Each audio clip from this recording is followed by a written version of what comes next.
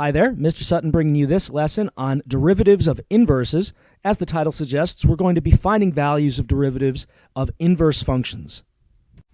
For our warm-up, let's say f of x equals the cube root of x minus 10, and g is the inverse of that original function.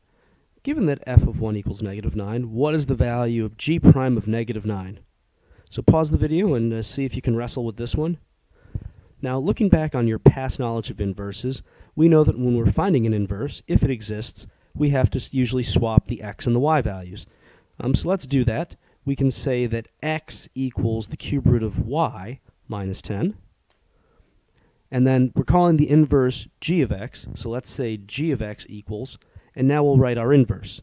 So to get y by itself, you have to add the 10 over here. And then to uncube root this, we have to cube both sides. So x plus 10 cubed would be our inverse function. Now, if we need g prime of a number, we can just take the derivative of this. So that's going to be 3 parentheses x plus 10 quantities squared. There's a chain rule of 1, so we're not going to bother writing that part of it. And now we can just plug in negative 9 to see what g prime of negative 9 is. So that's going to be 1 squared times 3 is just 3. Now, some of you might be wondering, well, what about this f of 1 equals negative 9 business? And we actually didn't end up needing that piece of information this time around. We'll get to that later, though. For now, one thing to consider is, this worked fine for the function that we had because they gave us the formula, but what if the inverse had been impossible to isolate? This was pretty easy to isolate. It was just 2 steps. What if it had been trickier? Or what if we didn't even know the original function? What then? So we're going to take a step back at this point and see if we can find a more universal way of figuring out the derivative of an inverse function. Let's say that f and g are inverses. So this means that f of g of x has got to equal x, because f and g undo each other. Now let's see how the derivatives of these functions are related. We're going to take the derivative of both sides. On the right side, that's just going to be 1, so that's the easy part.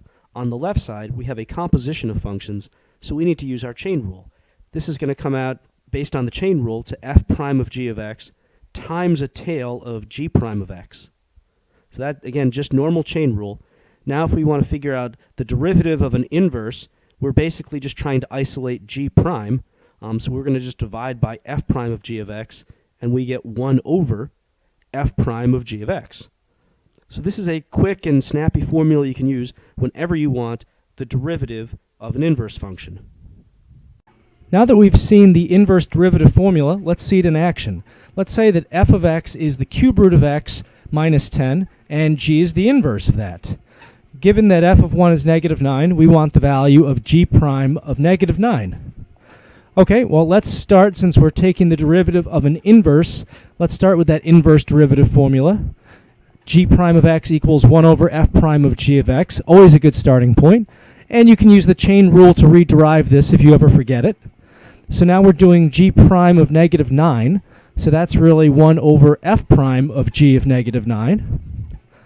And what is g of negative 9? Because we have to kind of start on the inside and work our way out here. Well, remember, g is an inverse function.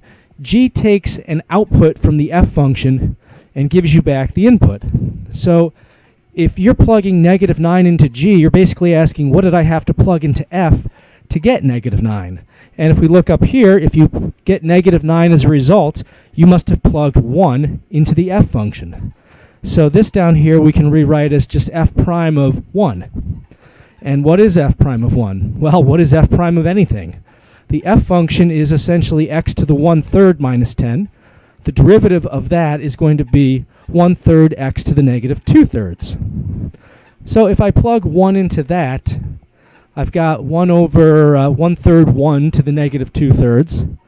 1 to anything is just 1. 1/3 times 1 is 1/3. And 1 divided by 1/3 is just going to give us the final answer, 3.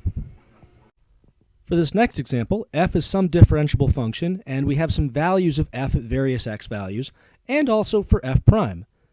We also have a function g that's differentiable and is the inverse of f. Based off of all this information, what is the value of g prime of 7? So pause the video and give this one a shot. All right, so the last example, if we look back at the last example here, you actually could have found the inverse algebraically of this function, taken its derivative, and plugged in -9. We do not have that option this time around because we don't know what the f function actually does. So we have no choice here. It's the inverse derivative formula or nothing at all. So let's write out that formula. We've got g prime of 7, so that's going to equal 1 over f prime of g of 7. And what is g of 7?